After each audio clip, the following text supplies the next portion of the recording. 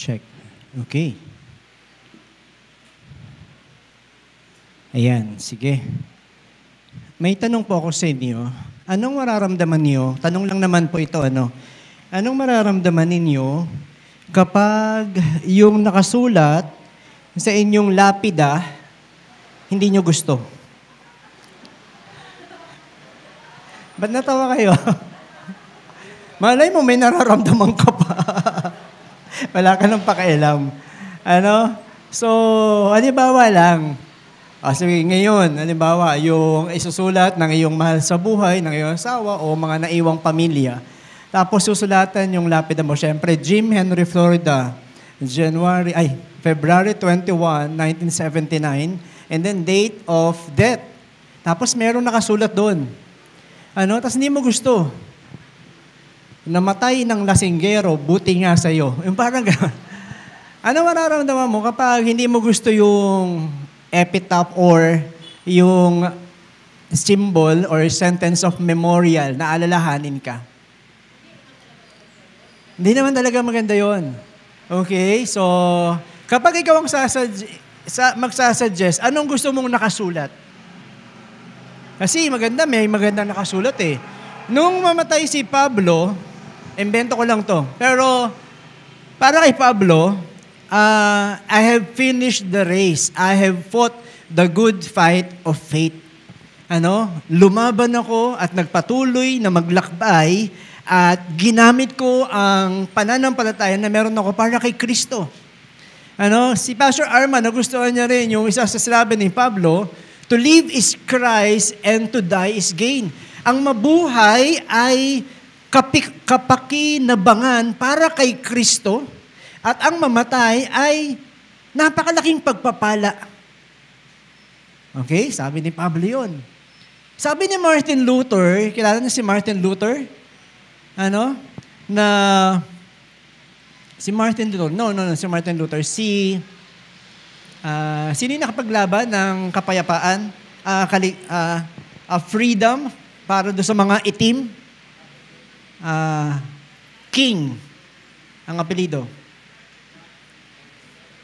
Sino? Martin Luther King. Tama nga. Yun. Martin Luther King na sa panahon niya, dahil ang mga itim, ang mga black Americans ay alipin lang, hindi pwede magkaroon ng kapantay na karapatan sa mga puti na Amerikano, pero sabi niya, tao din kami. May kakayanan, may kontribusyon. Dapat pantay-pantay. Pinaglaban niya yun hanggang sa mula sa kanyang buhay, nagkaroon ng effect na marami ang umusbong ng mga magagaling na leader sa Amerika. Diba? Kahit nga ngayon sa NBA na lang, puro mga itim ang magagaling. Diba? Sa Senado, sa mga negosyo, kahit nagkaroon na rin sila ng presidente na itim.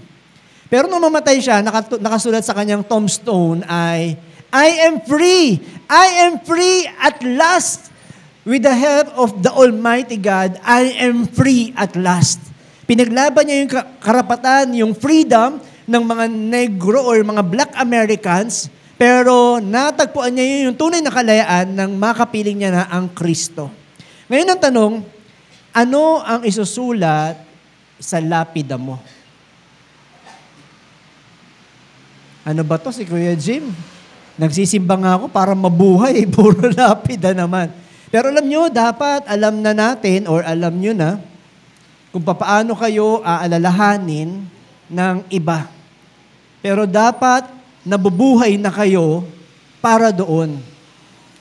Ginagamit nyo na yung lakas ninyo, yung kakayanan ninyo para doon. And if I may suggest, okay lang kung gugustuhin nyo ito. No? Kung gugustuhin nyo ito, kasi ito yung title natin. Sige nga po. May title po ba tayo? Iyan ang ating series. Welcome po sa ating bagong series ng 1 Peter. Habang buhay may pag-asa. Ang title po natin ngayon ay ito.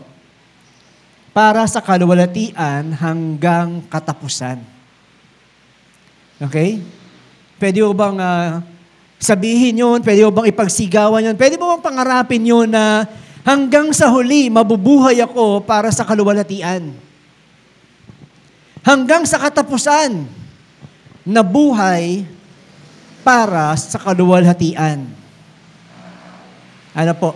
So that's a suggestion, pero title lang po man natin yan ngayong hapon.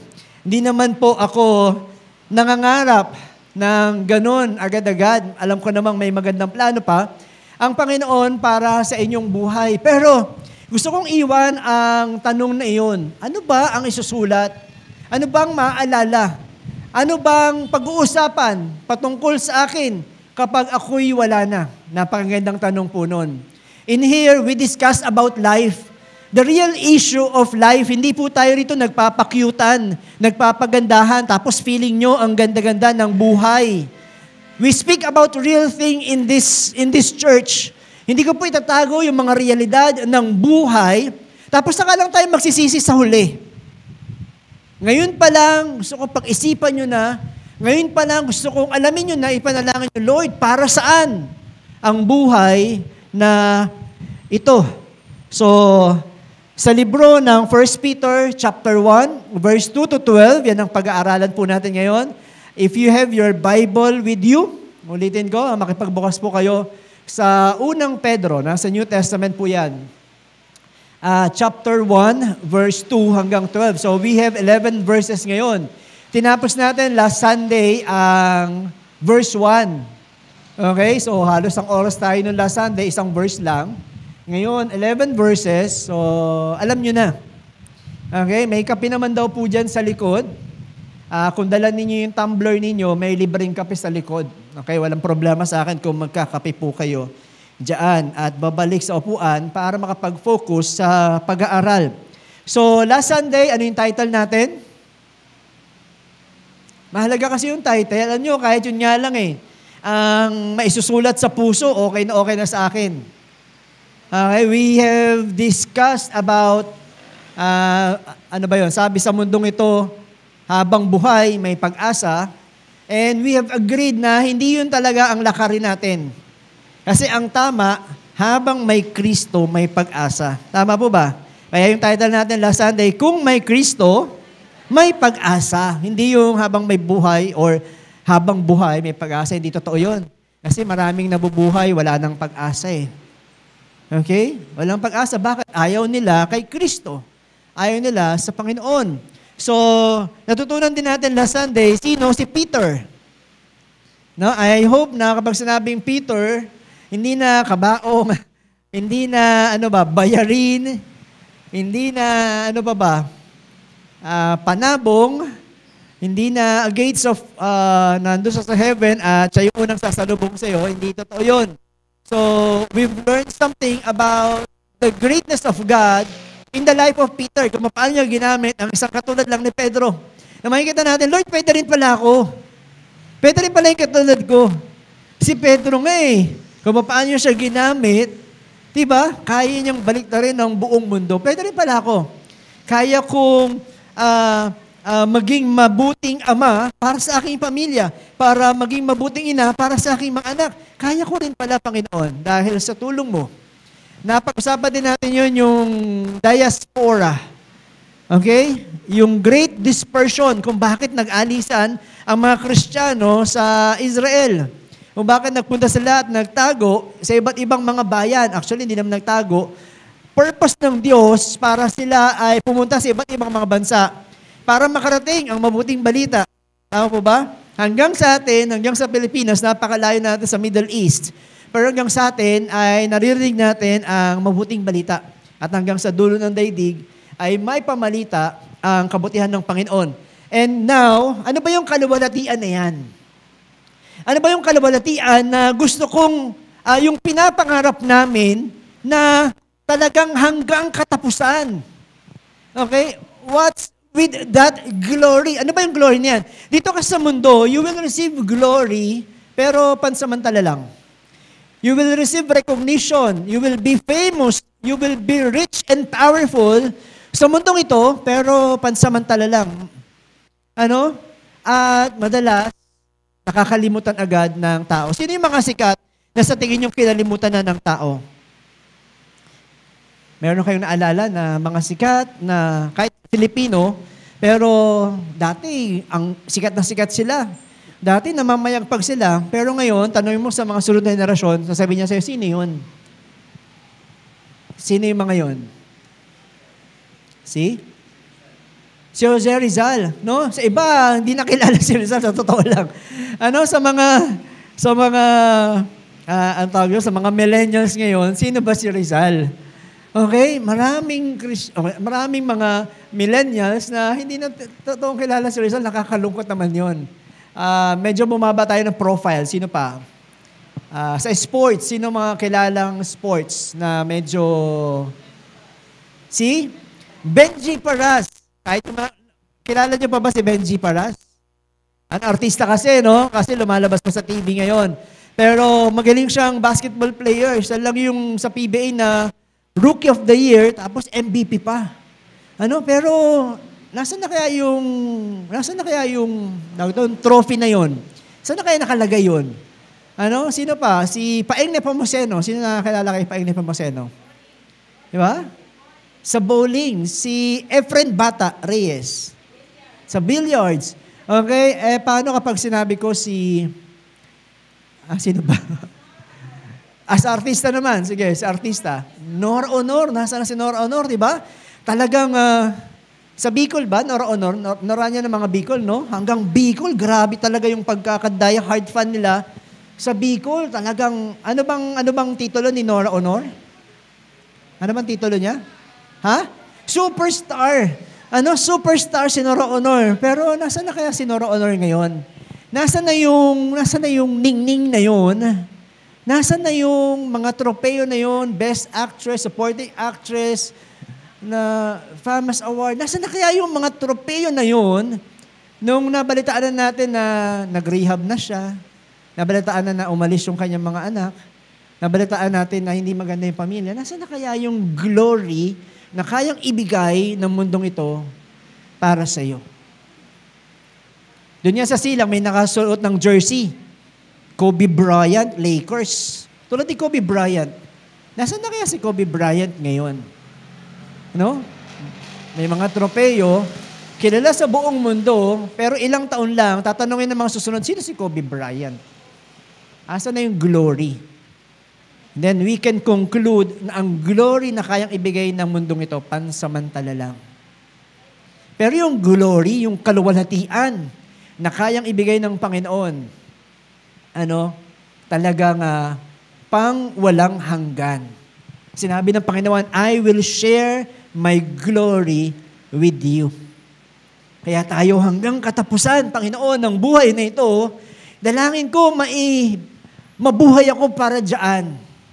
Mabuhay ako para dyan. Meron pa akong naalala, si Charis Pempenko. Sino nakakaalala sa kanyo?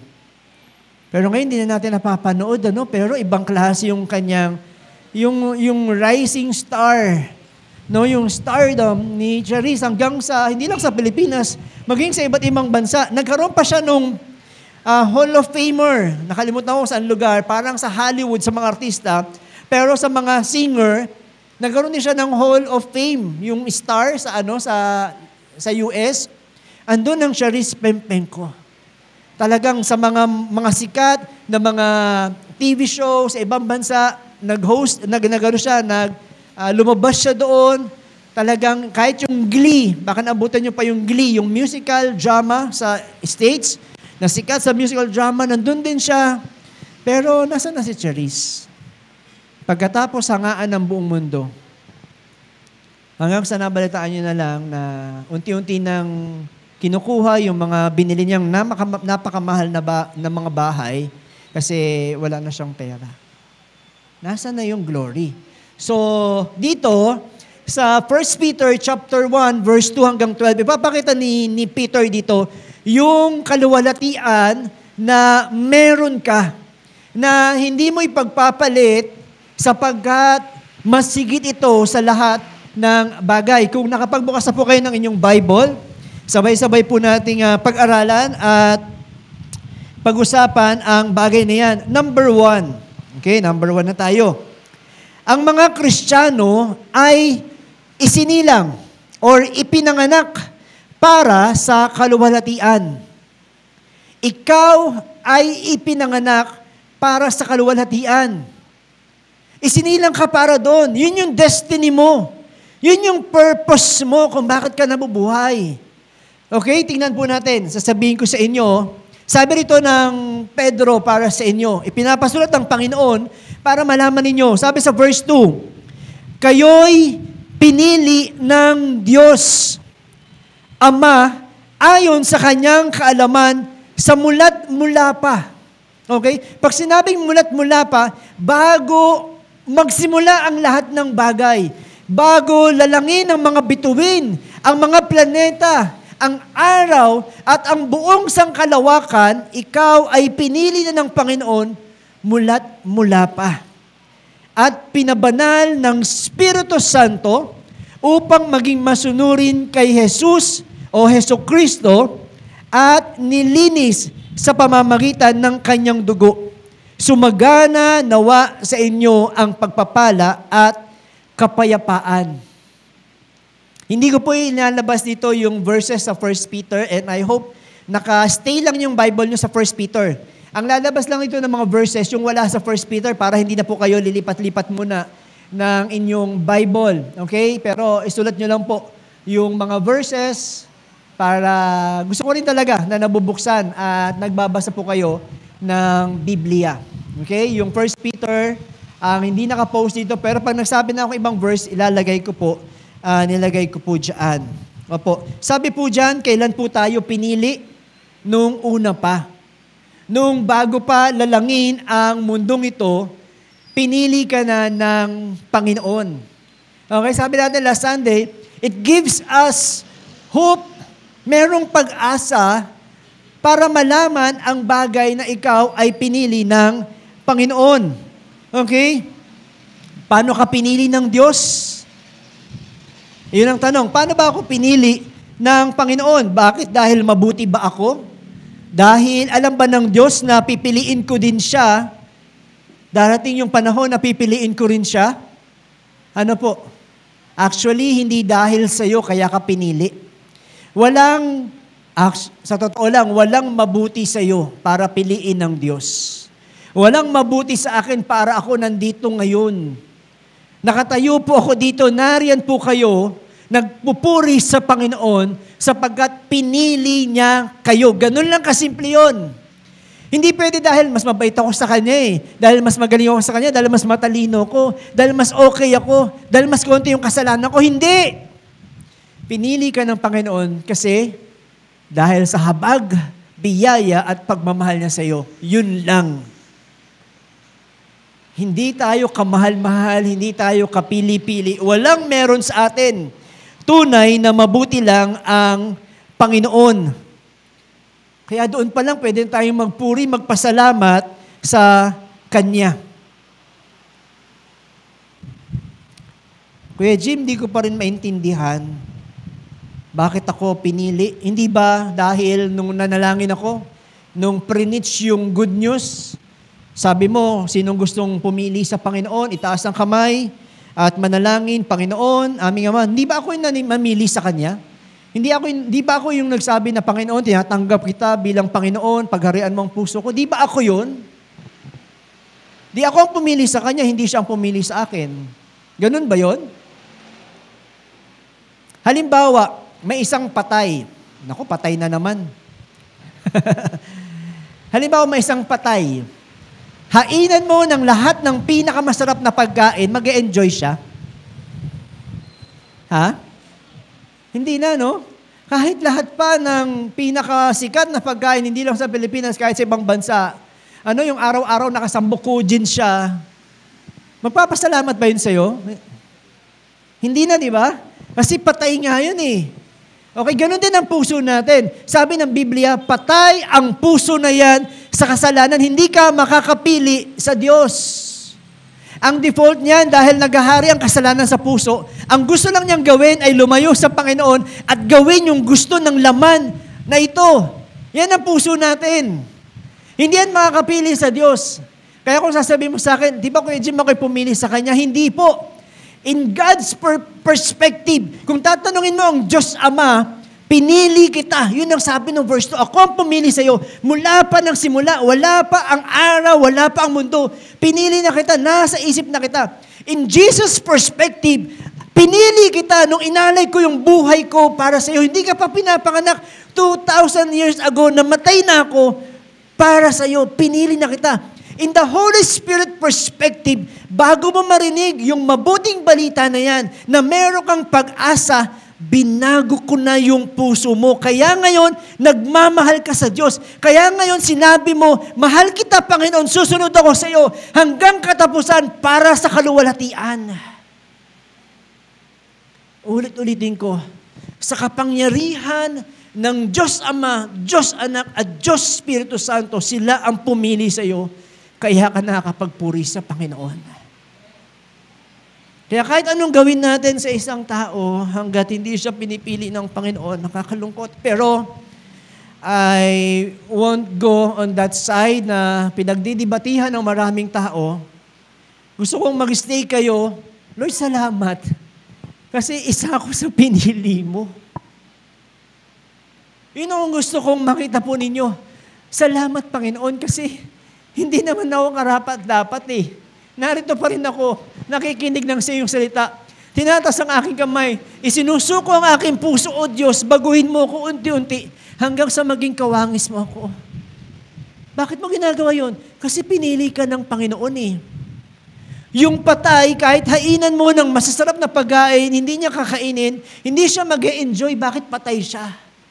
Bakit ikaw? Paano mo ina-enjoy yung salita ng Panginoon? Paano natin inuunti-unti yung salita ng Panginoon? Ina-enjoy natin. Lord, salamat. Lord, ang buti mo. Lord, talagang kapuri-puri ka.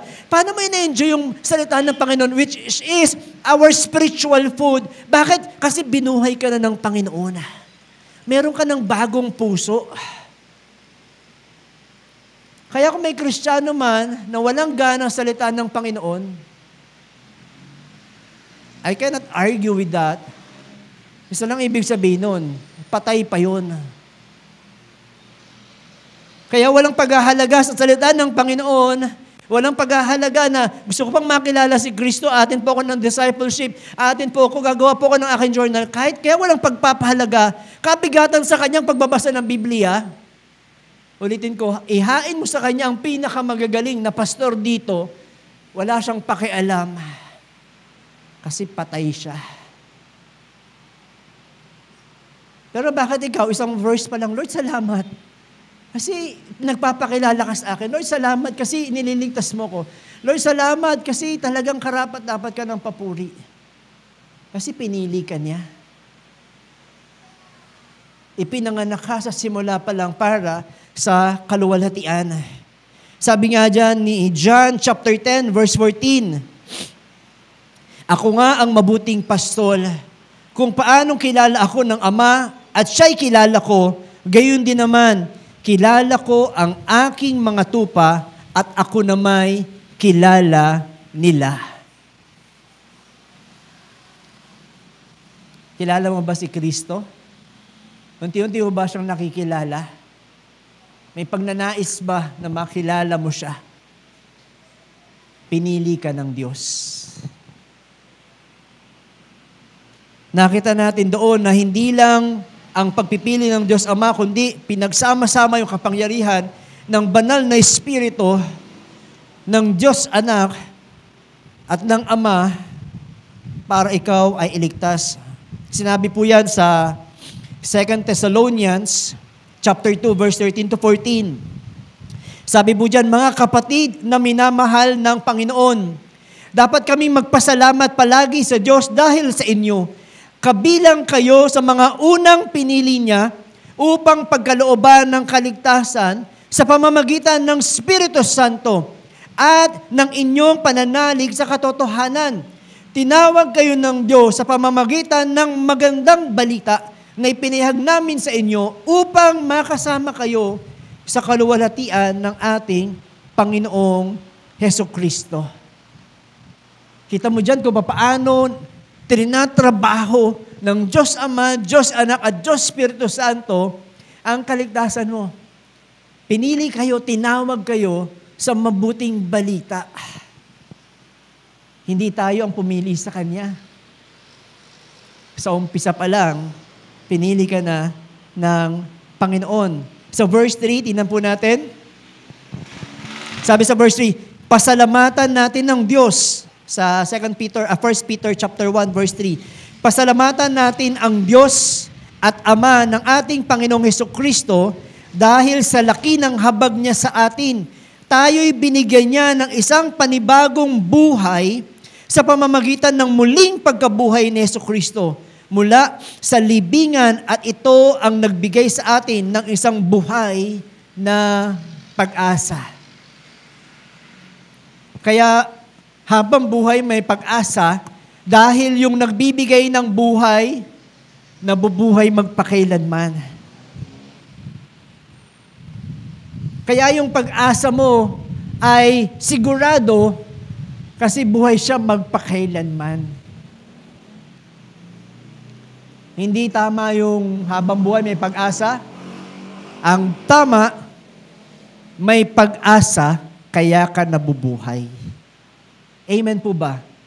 Walang iba kundi ang ating Panginoon. Ano ba itong buhay o buhay na pag-asa na meron tayo? Tingnan niyo po yung verse 4. Napakaganda po nito.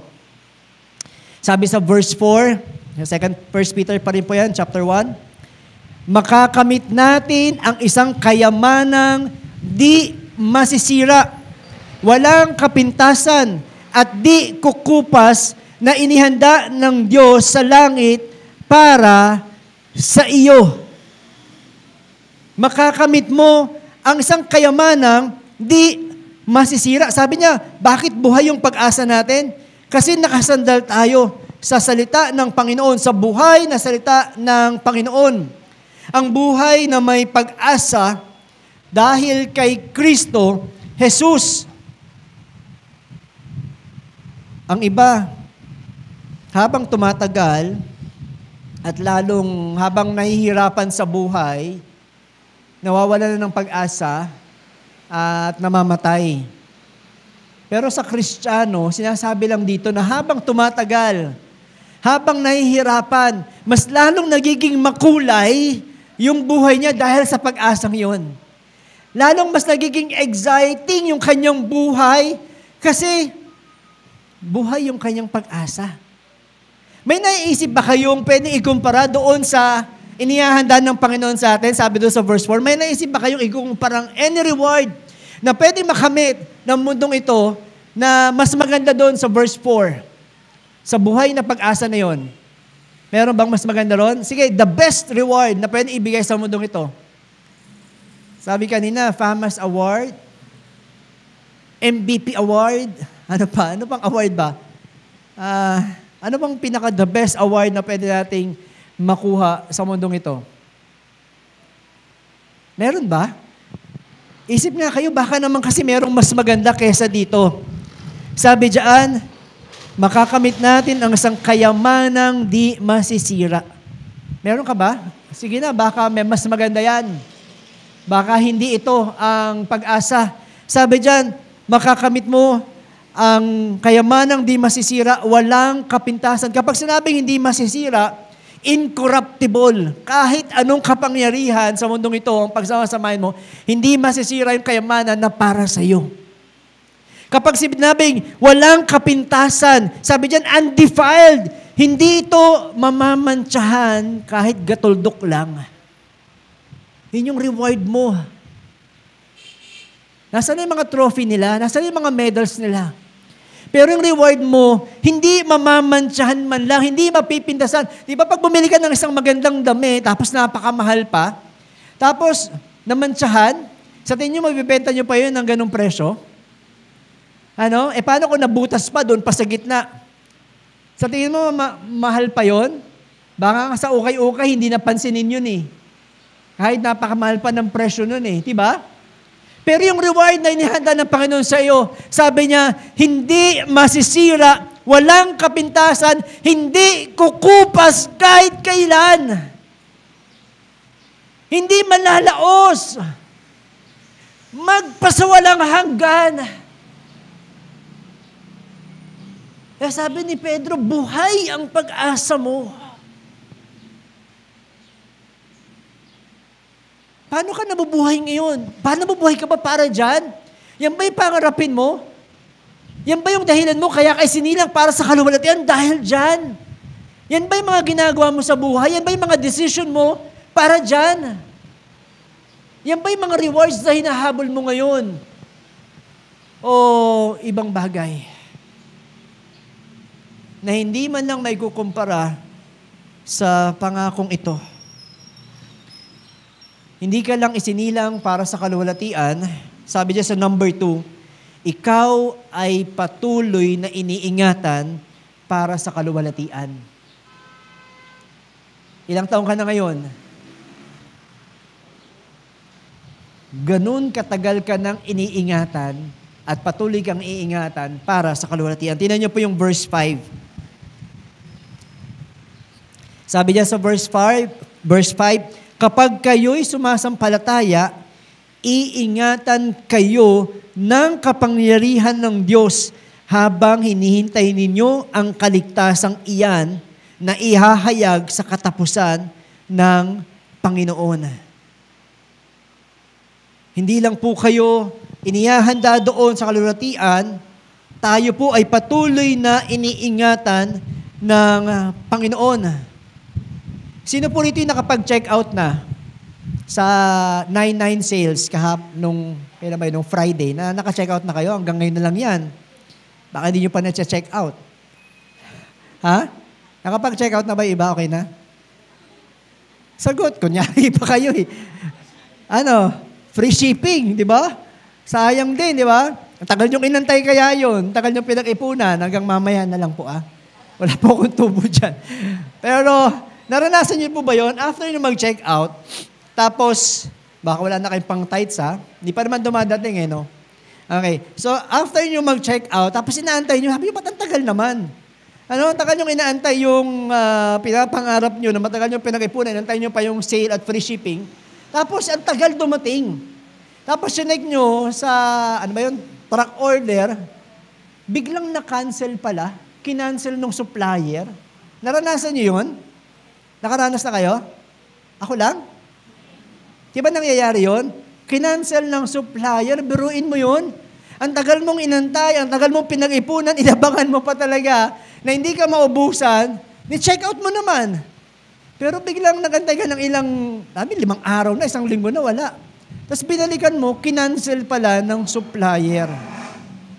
Ang nakakalungkot, tapos bibili ka ulit, doble na yung presyo, wala na yung Parang, pero alam nyo, yung Panginoon na naghahanda para sa inyo, hindi makakancel kahit kailan. Yung reward na para sa inyo, sigurado yun na para sa inyo. It is secured and reserved for you. Sa English nga, yung iingatan kayo ng kapangyarihan ng Diyos. Sa English, yung Bible nyo sabi dyan, guarded by God.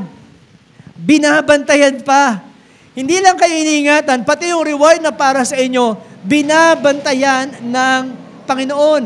Kung papaano nagbabantay ang isang sundalo, sabi doon sa Biblia, binabantayan ng Diyos yung para sa inyo. Sisiguraduhin niyang matatapos mo ang takbuhing ito. Kasi siya yung nag-iingat sa iyo.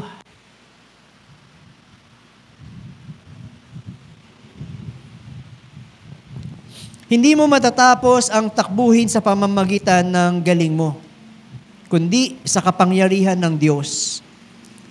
Hindi dahil sa lakas mo, hindi dahil sa talento mo, hindi dahil sa itsura mo, hindi dahil sa mga kaya mong ibigay o gawin. Matatapos mo ang takbuhing ito dahil sa katapatan ni Kristo Jesus. Dahil matapat siya para sa iyo. Dahil sa iyong pananampalataya kay Jesus, ikaw ay ipinag-isa na sa Kanya. At sa Kanyang kapangyarihan at katapatan, iingatan Kanya hanggang sa Kanyang muling pagbabalik. Alam niyo po, sabi diyan sa Romans chapter 8 verse 30, hindi ko alam kung nailagay ko ito, pero memorize nyo naman po ito. Romans chapter 8 verse 30. Sabi diyan, ang mga pinili niya noon, o ang mga pinili niya noong pang-una, ay kanyang tinawag. At ang mga tinawag ay kanya ring pinawalang sata. At ang mga pinawalang sala ay kanya ding binahaginan ng kanyang kaluwalhatian. Sabi yan sa Roman, sabi ni Pablo. Ikaw ay pinili, ikaw ay tinawag, ikaw ay pinawalang sala, at ikaw ay binahaginan ng kaluwalhatian. Iniingatan ka ng Panginoon para sa kaluwalhatian. At sa kanyang muling pagparito, doon natin makikita, mata sa mata. Kuya Jim, parang hindi ko pa nararanasan yung kaluwalhatian na yun. Parang hindi ko pa nakikita. Pero kapag dumating na ang Panginoon at nakaharap mo na siya ng mukhaan, it will be a public display ng kanyang pagmamahal para sa iyo. Makikita ng lahat ang kanyang katapatan para sa inyo. Sino yung nakakaalala ng kantang Dakilang Katapatan? Naalala niyo pa po yun? Yung Dakilang Katapatan na kanta. Maganda po yun.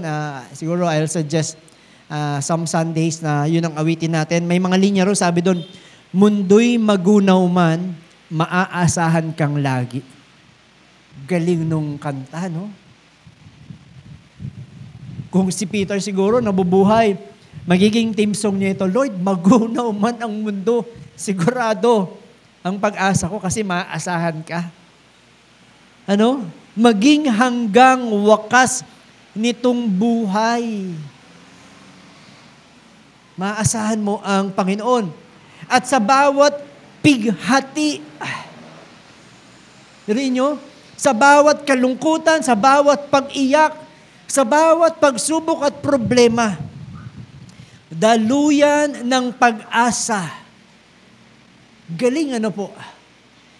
Kung kailangay hinahon. Alam niyo po yung hinahon? Salitang hinahon? Alam niyo po ba yon? Yung kapag sinasabing, huminahon ka naman. Please calm down. Huminahon ka. Diba? Humihinahon kasi minsan, nandun na yung problema, nandun na yung bagsak ka na. Yung gusto mo nang magwala, gusto mo nang sumigaw, sa kawalan ng pag-asa, sasabi ng Panginoon, huminahon ka. Nandun ka sa low state ng buhay mo, andun yung hina. Pero sabi ng Panginoon, hinahon. Pagkatapos ng hina, ahon. Kaya hinahon. Yan yung kumakanta ng Dakilang Katapatan. Alam nila na kapag may panghihina, takbo sa Panginoon. Alam nila pagkasama ang Panginoon, may pag-ahon. Kaya kaya nilang huminahon. Relax ka lang. God is in control.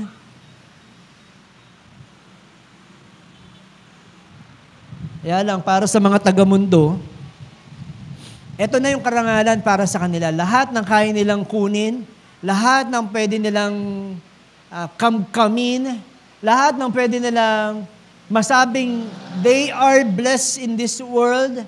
Ito na yung kaluwalhatian sa kanila. Lahat ng pinagtatalo ng mga fame and riches and power in this world, ito na yung heaven para sa kanila. Pero pag dumating na ang Panginoon, pagkatapos nun, magpasawalang hanggang kalungkutan sa isang lugar na wala si Kristo.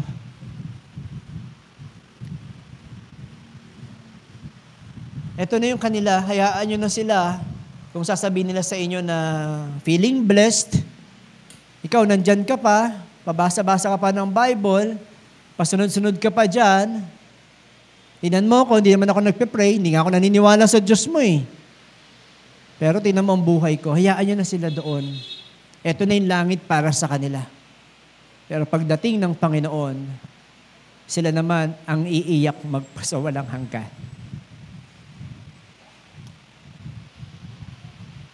Gusto kong basahin sa inyo and I hope you'll find encouragement, hope. Talagang magpapasalamat kayo sa Panginoon dahil totoo ang inyong paglakad sa Panginoon.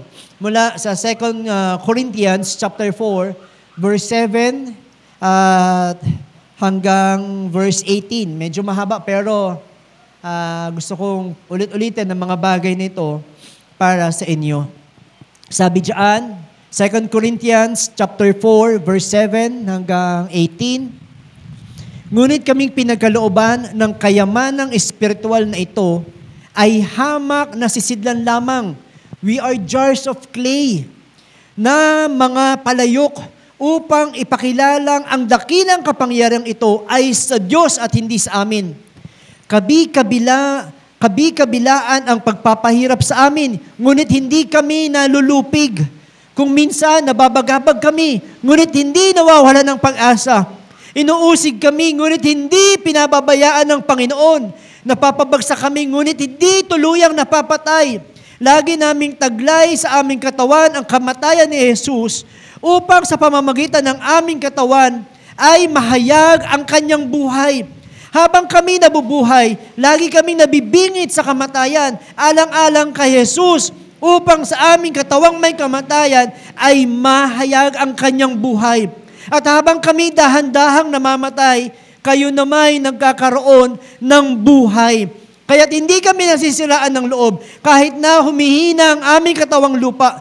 Patuloy namang lumalakas ang aming spirito araw-araw. Ang bahagya at panandaliang kapighatiang dinaranas namin ngayon ay magbubunga ng kagalakang walang hanggan at walang katulad. Kaya't ang paningin namin ay nakatuon sa mga bagay na di nakikita at hindi sa mga bagay na nakikita, sapagkat panandalian lamang ang mga bagay na nakikita, ngunit walang hanggan ang mga bagay na di nakikita.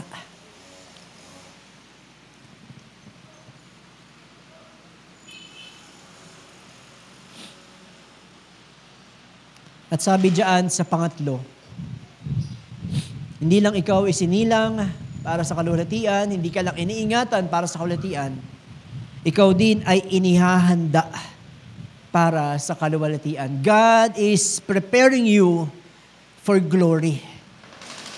Inihahanda ka ng Panginoon para sa kaluwalhatian. Basahin ko na yung verse 6 and verse 7. Sabi po dyan, ito'y dapat ninyong ikagalak kahit na maaaring magdanas muna kayo ng iba't ibang mga pagsubok sa loob ng maikling panahon. Ang gintong nasisira ay pinaparaan sa apoy upang malaman kung talagang dalisay. Gayon din naman ang inyong pananampalataya na higit na mahalaga kaysa ginto. Ang pinaparaan sa pagsubok upang malaman kung ito'y talagang tapat. Sa gayon, kayo'y papupurihan, dadakilain at paparangalan sa araw na mahayag si Kristo Jesus.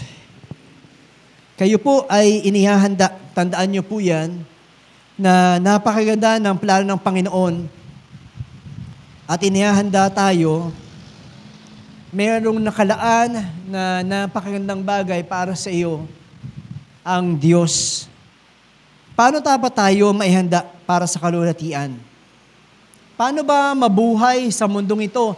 Paano ba makisalamuha, makipagsabayan sa mga maraming taong nakapaligid na hindi naman naniniwala at hindi naman nagmamahal sa Diyos? Paano dapat maghanda sa kaluwalhatian? Sabi diyan, sa pamamagitan ng magdaranas ng pagsubok. May pagsubok. Pastor Jim, kailangan ba talagang may pagsubok? Ang sagot ay, actually, depende sa Panginoon. Minsan, pinapadaan sa pagsubok kasi merong kasalanan. Tama po ba? Merong mga consequences yung kasalanan kaya may pagsubok. Di ba po? Kaya may inaayos, merong mga nararanasan, may kalungkutan, kasi nagkasala eh. Tama po ba? Kasi inabuso yung katawan eh. Kasi ganito yung desisyon ko noon eh. Kasi ito yung pinahalagaan ko noon. Kasi hindi na ako nabuhay ng tapat noon. Hindi natin pwede sabihin na, Lord, okay naman na ako ngayon eh. Nananalangin naman ako ngayon, bakit may ganito pa rin? May inaayos pa ang Panginoon. May tinuturo pa ang Panginoon sa atin. Bakit may mga pagsubok? Kasi hindi tayo nakakasunod sa kalooban ng Panginoon. Minsan, kapag gusto ng Panginoon na lumago pa tayo sa pananampalataya, pinapadaan din tayo sa pagsubok. Lord, wala naman akong kasalanan, bakit ganito? Kasi gusto niya mag-increase yung faith mo. Kasi gusto niya mas tumatag ka pa sa Panginoon. Tama po ba? Bakit may pagsubok? Kasi minsan, iniingatan ka ng Panginoon para hindi magkasala. Tama po? Hinihiling mo tong bagay na to, hindi binibigay ng Panginoon. Tapos mo, tindi naman ng pagsubok na ito. Gustong-gusto ko nga yan eh. Gustong-gusto ko nga makapagtrabaho doon kasi malaki ang sweldo. Bakit minsan may pagsubok at nagtitiis ka doon sa medyo mahirap na trabaho? Ano na bang klaseng buhay to? Yung mga kasama ko nandun na. Pero minsan, kung titingnan natin, inililigtas ka ng Panginoon sa isang malaking kasalanan. Ano bang buhay na meron na sila? Naalala ko noon, nung ako'y kabataan, talagang gusto ko talaga mag-rebelde sa Diyos. Gusto ko talagang yumaman at magpakalayo-layo.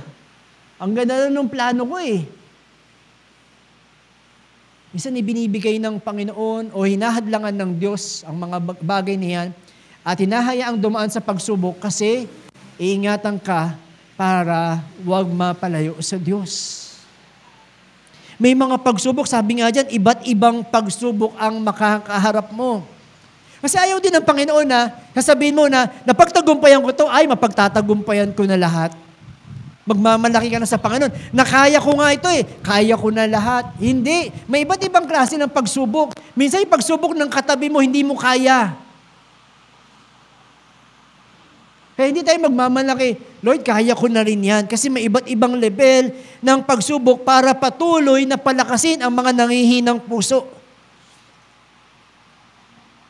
Pero tatandaan po ninyo, walang napakalaking pagsubok na hindi nyo kakayanin. Ulitin ko, lahat ng pagsubok, kakayanin mo. Hindi ka bibigyan ng Diyos ng pagsubok na, alam mo yon, na bibigay ka, na mawawalan ka ng pag-asa. Hindi po. Bakit? Ipinanganak ka sa kaluwalhatian eh. Iniingatan ka para sa kaluwalhatian eh. Inihahanda ka para sa kaluwalhatian. Magtatagumpay ka hindi dahil sa galing mo, kasi iniingatan ka ng Panginoon. Sinasamahan ka ng Diyos. Kasi mapapapurihan siya at mapapabuti ka. Sabi mo sa katabi mo, kapatid, kaya mo yan. Na hindi matulog. Konti na lang eh. Natutulog ka pa eh. Ano pa ba gagawin natin? Pagsubok yan.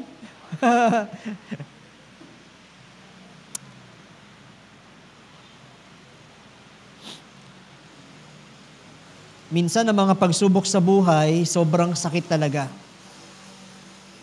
Pero kapag nakita na ng Panginoon na natutunan mo yung dapat matutunan, hindi naman siya yung Diyos na talagang pahihirapan ka or padadaanin ka sa ganong klaseng sitwasyon, aalisin din naman agad ng Panginoon eh.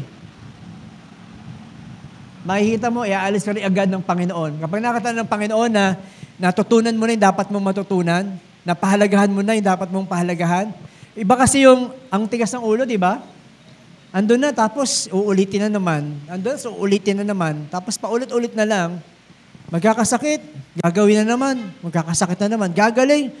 So parang paulit-ulit na lang, tumatagal, tumitindi yung pagsubok kasi gusto ka ng Panginoon, iligtas. Pero napansin nyo dyan, sabi sa 1 Peter, verse 6, dun sa verse 6, sabi dyan, paano niya sinimulan yung verse 6? Ito'y dapat ninyong ikagalak. Ano? Parang ang weird, no? Hindi naman sinasabi dito ni Peter na puno-puno ka na ang problema, nakismile ka pa. O kaya, dapat nang ikaiyak yung problema, tapos tawa ka pa ng tawa, iba na yun, ano? No? Parang ang tindi na ng problema, tawa ka pa ng tawa, iba na yun. Ang sinasabi ni Peter dito, na habang idinadaan tayo sa apoy, ano, alam mo na ginto o purong ginto pagkatapos nito. May pag-asa. Nakakalungkot, nakakaiyak, parang hindi na natin alam ang gagawin, pero alam mo, kasi sabi nga ng isang goldsmith, paano ko malalaman na puro na yung ginto na aking ginagawa? Patuloy ko yung idinadarang sa apoy. Kapag kapag may mga natatanggal pa, hindi pa yan puro. At para malaman ko na puro na, kapag tinignan ko yan, it will reflect my image. Nakikita ko na ang sarili ko doon sa ginto. Kapag natapos na yung pagsubok nung init, nung pugon na yon, Ganon din sa atin. Ang gusto ng Panginoon, kapag napagtagumpayan natin ang mga bagay nito, nakikita mo na unti-unti kang nagiging kawangis ni Kristo Jesus. At kapag dating niya, makikita mo na magkamukhang kayo.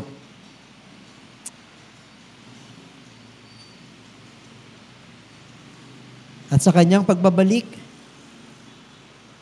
matutunghayan natin na ikaw ay tunay na kawangis ng Panginoon. Tingnan mo nga dyan katabi mo kung kawangis pa ng Panginoon. Konti na lang, di ba? Work in progress pa yan.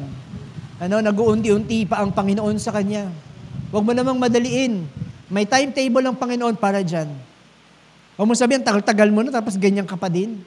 Huwag. May plano ang Panginoon para sa kanya. At paano naman kung hindi ka nakakaranas ng matinding pagsubok? May ganun ba rito? Ha? Meron bang ganun? Huwag kang mag-alala, darating din yan. Kung sa tingin mo, ang sweet-sweet ng buhay, ang dali-dali ng buhay, parang life lang, huwag kang mag-alala, darating din yan. Ayan yung mga panahon na merong mga tukso sa buhay mo, pero pinipili mo pa rin ang Diyos. Napakatinding pagsubok nun. Kapag kabila na ng mga tukso na ginagawa sa iyo ng kaaway, pero ang desisyon mo pa rin sumunod sa Panginoon, manindigan para sa Panginoon, napakatinding pagsubok nun. Amen po ba? O hindi natin pinipili ang Panginoon? Ano bang nangyayari? Kapag sobrang lungkot na yung panahon, pinipili mo pa rin maging maligaya kasi kasama mo ang Panginoon. O hinahanap mo na yung kaligayahan sa iba.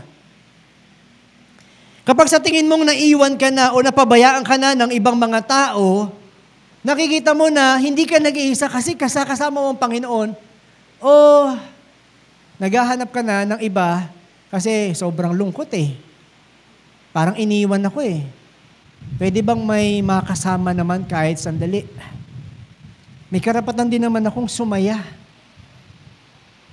Ang lungkot-lungkot na nga ng buhay. Pero, ikaw yung taong pinipili na patuloy na magalak dahil iwanan ka man ng lahat ng bagay, lahat ng tao, puro ang pagmamahal ng Panginoon sa iyo. Hindi ka niya iwanan kahit kailan. Yung iba nakakalungkot kapag naramdaman nila na malungkot na, hahanapin nila yung kaligayahan sa tao, hahanapin nila yung kaligayahan sa bagay, hanapin nila yung kaligayahan sa bisyo, hanapin nila yung kaligayahan sa iba pang bagay.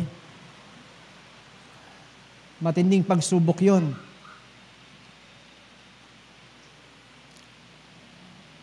Maraming pwedeng gawin sa mundong ito para maging masaya. Para kahit papano, makalimot ka sa problema. Ano yung ginagawa mo kapag mag-isa ka na lang?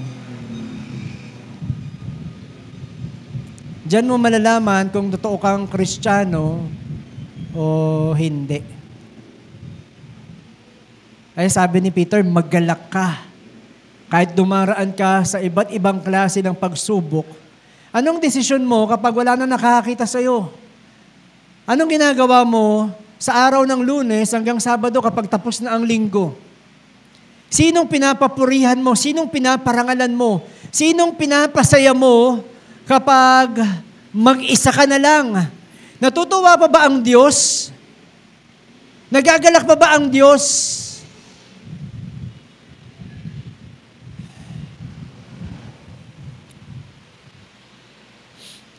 Sasabihin sa'yo, minsan ka lang naman maging masaya Ginagawa naman ng iba Uso naman na ito. Gawin mo na. Bro mo, konti lang ilalabas mo, yayaman ka. Konti lang i-invest mo, kikita ka ng malaki. Alam niyo yung madalas mga naloloko, yung mga greedy na tao. Kaya kung may kilala kayong madalas maloko, greedy kasi. Konti lang i-invest mo, laki ng balik. Sige na, bilhin mo na yan. Sige na, dayain mo na yan. Sige na, gawin mo na yan. Karapatan mo naman makabili ng masarap na pagkain. Makapagbigay. Karapatan mo naman maging maligaya. Makaipon. Mabili mo naman yung pangarap mo na yan. Gawin mo na yan. Pwede kang yumaman.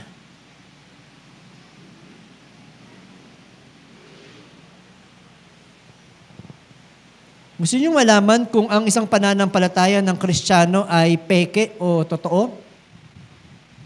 Gusto niyo malaman kung paano? Alam ko naman, alam niyo na yun. Kaya niyong sagutin yun.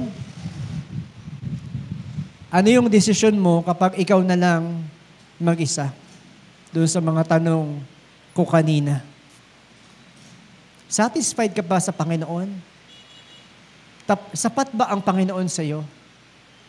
Nag-uumapaw ba ang karanasan mo sa kabutihan ng Diyos o pilit mong hinahanap ang kaligayahan magpupuno sa iyo sa iba? Ikaw na lang makakasagot noon kung totoo ba ang pananampalataya na to o hindi. Maalala po natin si Job nung maranasan niya ang mga bagay na katulad nito sa loob lang ng isang araw, di ba? Talagang lahat ng kanyang pinagpapasalamat sa Panginoon ay binawi ng Diyos. Nawala ang lahat ng kanyang negosyo. Ang dami niyang negosyo nawala. Sa loob ng isang araw, sinunog lahat. Ninakaw lahat. 10 kanyang anak niya, sa araw din yun, namatay lahat. Napakalakas niya, sa araw din yun, bumagsak kanyang katawan dahil sa sobrang sakit at karamdaman. At yung kanyang minamahal na asawa, na paghuhugutan niya sana ng pag-asa, wala na. Pero sa pinadaan siya ng apoy sa Panginoon, nakita natin kung saan nakaangkla, nakakapit ang kanyang pag-asa. Sabi niya sa Job 23 verse 10, ngunit alam niya ang ginagawa ko, alam ng Diyos. Gusto kong masabi niyo rin to sa harapan ng Panginoon, Lord, alam niyo naman, kilala niyo ako. Kaya kong sagutin yung tanong ni Pastor Jim, peke ba ang aking relasyon sa inyo? Sabi ni Job, ngunit alam niya ang ginagawa ko. Pagkatapos kong masubukan niya ako, makikita niyang malinis ako tulad ng lantay na ginto. Pinadaan man ako sa pugon ng apoy, pero pagkatapos ito, makikita niya na puro na ang gintong ito. Inihahanda kayo ng Diyos para sa kaluwalhatian.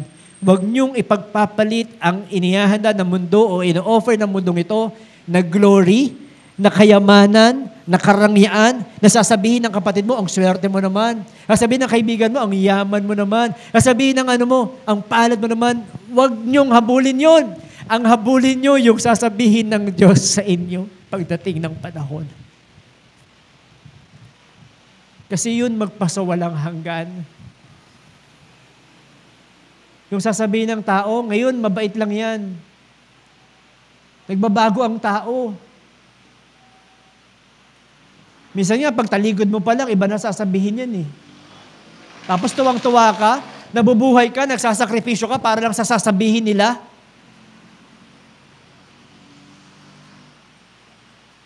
Mabuhay ka para sa Panginoon. Kaya napakahalaga na pag-aralan at huwag niyong kalimutan na ikaw ay ipinanganak para sa kaluwalhatian.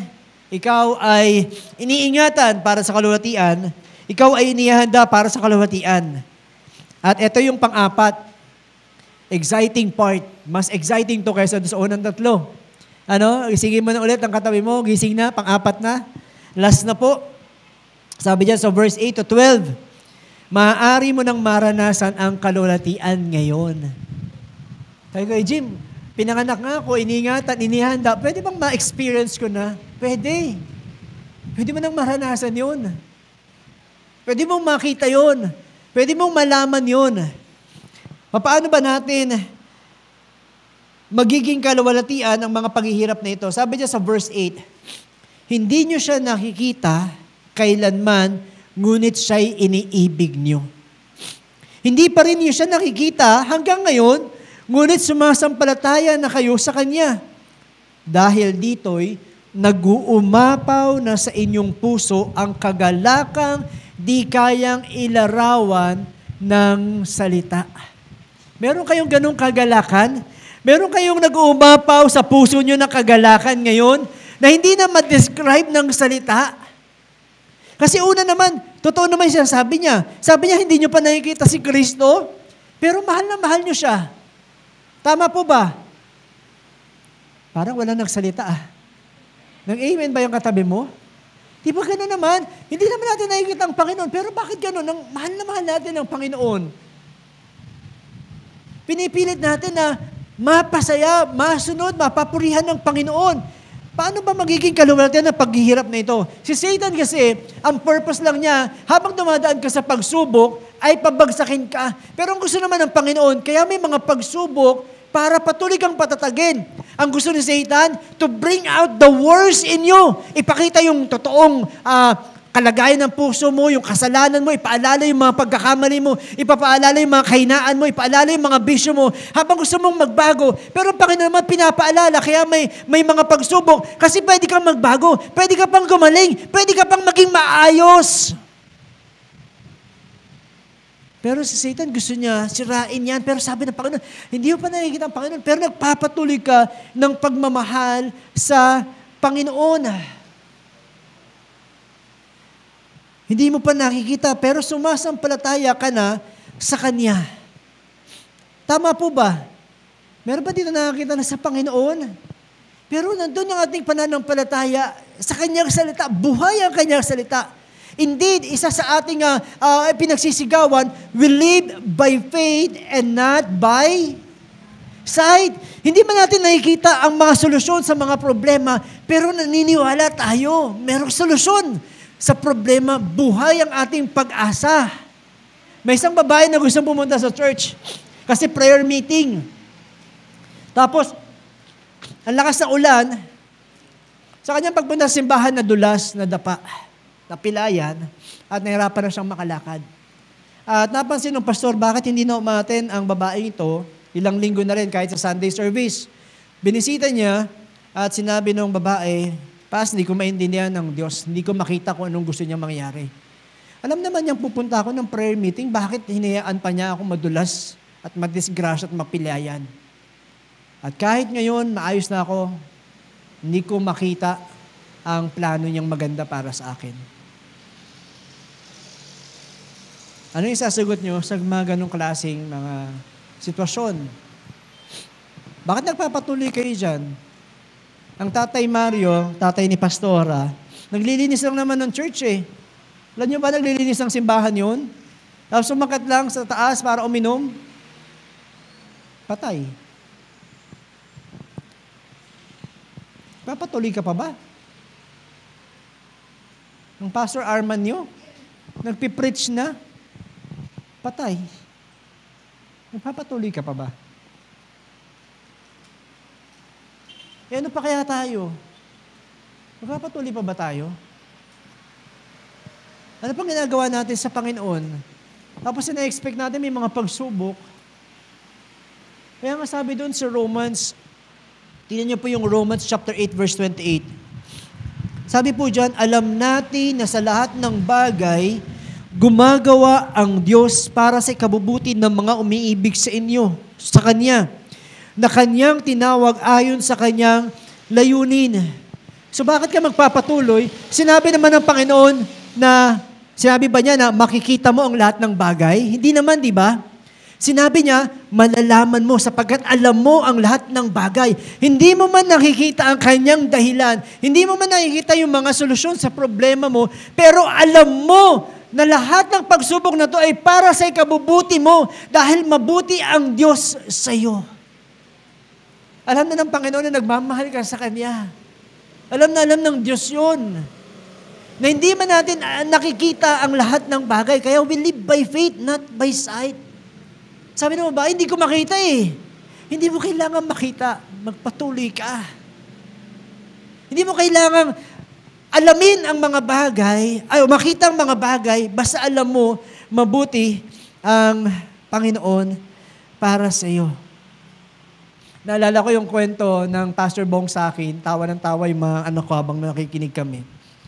May isang farmer na may alagang kabayo, tapos biglang nawala.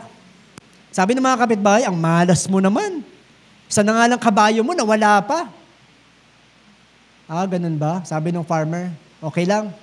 Basta Diyos lang ang nakakaalam. Tapos, yung kanyang kabayo ay hindi niya na makita, pero pagkalipas ng ilang araw, may napuntahan pala mga grupo ng kabayo, mga wild na kabayo. Tapos sabi doon sa gubat, ang hirap naman dito, sabi ng isang kabayo, nag-uusap yung mga kabayo.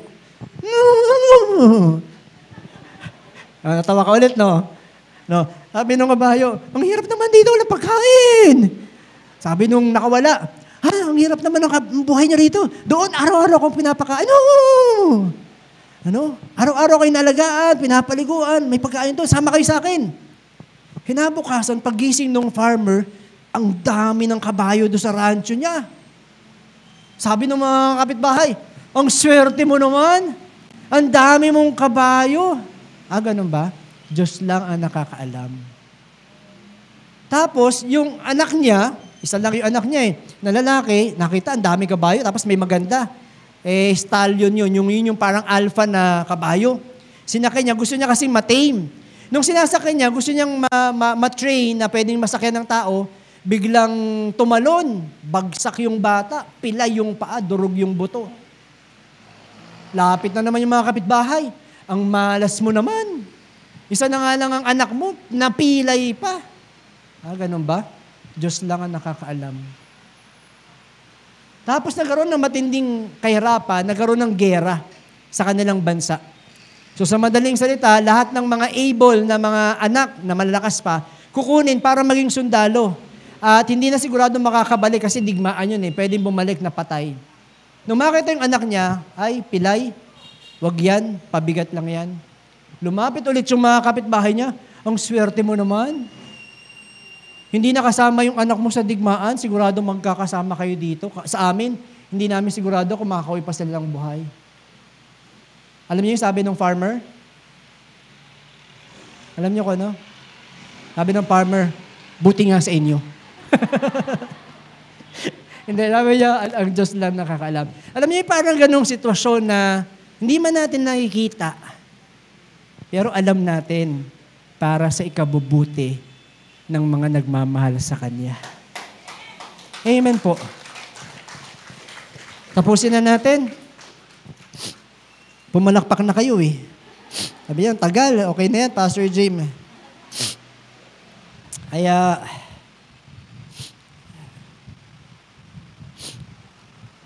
asan na ba ako? Okay.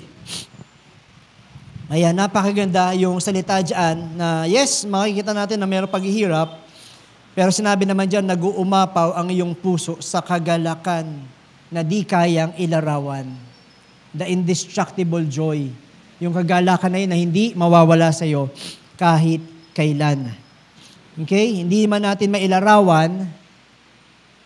Tapusin ko na nga. Hindi na mailarawan yung mukha nyo Sabi niya sa verse 9 to 12, sapagkat tinanggap na ninyo ang bunga ng inyong pananampalataya, ang inyong kaligtasan. Verse 10, tungkol sa kaligtasang ito, masusing nagsiyasat at nagsuri ang mga propetang nagpahayag tungkol sa kaloob na nakalaan sa inyo. Sinuri nila kung kailan at paano ito mangyayari. Ang panahong ito, ang tinutukoy ng Espiritu ni Kristo na nasa kanila nang unang ipinahayag ito, ang hirap na titiisin ni Kristo at ang karangalang tatamuhin niya. At verse 12, ang kanilang ipahayag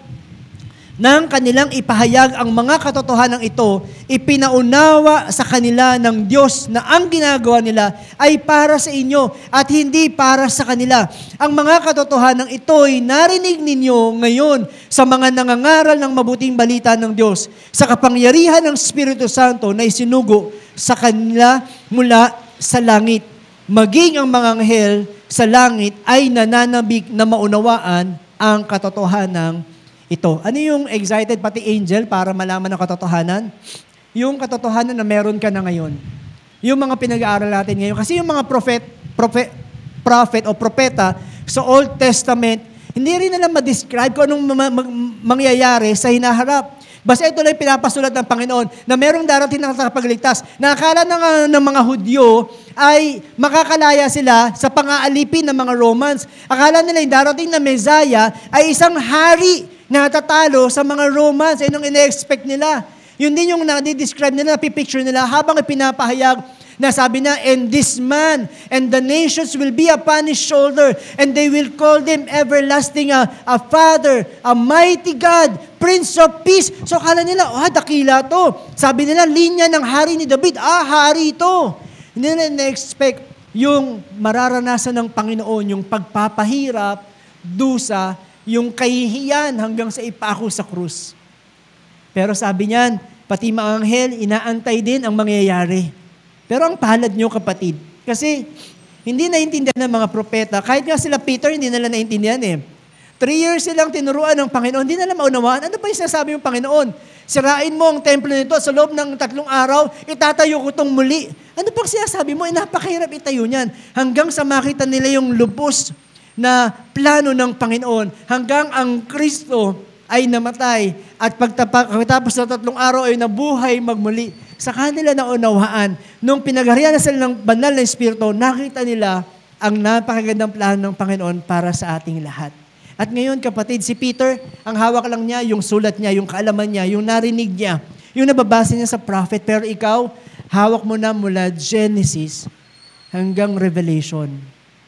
Kumpleto na ang mga bagay na dapat mong panghawakan sa buhay na ito. Walang labis, walang kulang. At sapat-sapat, actually, sobra-sobra pa dahil sa pag-ibig ng Panginoon. Kaya para sa inyo, bilang isang Kristiyano, mabuhay kayo para sa kalulatian hanggang katapusan. Paglaban yun, pinanganak kayo para doon. Iniingatan kayo para doon. Inihahanda para doon. At nasa inyo na yan ngayon. Paglaban nyo. Alam mo bakit nandyan lagi yung tukso? Kakatawa nga yung kasabihan ng mga Pinoy. Palay na yung lumalapit. Sa manok, di ba? Yun naman yung mga Christian. Bakit? Kasi may glory ka, may aura ka, ang ganda, ang galing. Bakit nangyayari sa kanya? Tapos may mga tukso na nangyayari sa'yo. Kaya ka nilalapitan ng mga tao kasi may kaluhalatian ka na talaga Kung bakit nararanasan ang pagsubok, kasi may kaluhalatian na talaga. Kung subukin ng kaaway na tanggalin yun, pero sabi ng Panginoon, hindi yan masisira kahit kailan, hindi yan mananakaw kahit kailan. Sasamahan ka ng Panginoon. At dahil sa pagmamahal, pag-asa, pananampalataya, the faith, hope, and love na mananatili at mararanasan nyo sa mundong ito. Hanggang sabihin mo na lang sa Panginoon, Lord, hindi ko na ma-describe ng aking salita kung gaano kayo kabuti sa aking buhay. Kung paano nyo patuloy iniligtas ang isang katulad nito. Pinili, inilagaan para sa Kanya lamang. Sige po, tayo pong lahat ay tumayo at manalangin, magpuri po tayo sa Panginoon.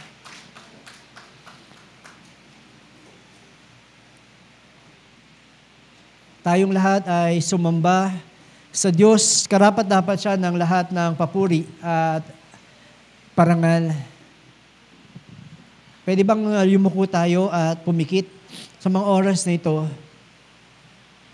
Tingnan natin yung ating puso. Panginoon, hanggang saan ba yung lakas nito? Hanggang saan ba na pinipili ko ang pagsunod sa iyo?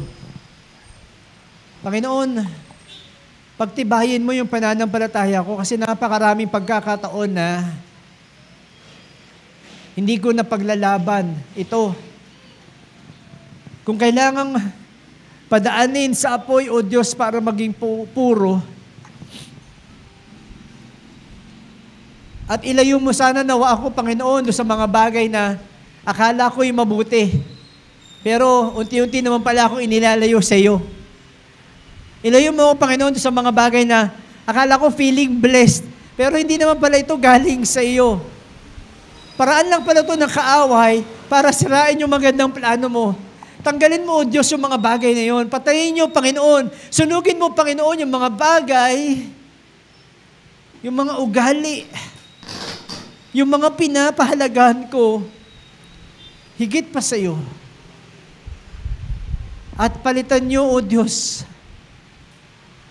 nung karanasan, na tulad ng sinasabi ni Pedro, na kulang ang salita para i-describe yung kagalakan, kasiyahan, kasapatan mo, Panginoon, na hindi ko nahanapin sa ano pa mang material, sa ano pa mang bisyo, sa kanino pa mang tao, sa ano pa mang bagay, hindi ko nahanapin yung kasapatan, yung kakumpletuhan, yung kagalakan, yung kapayapaan, yung lahat ng bagay na ito. Ikaw lang, Panginoon, ay sapat na.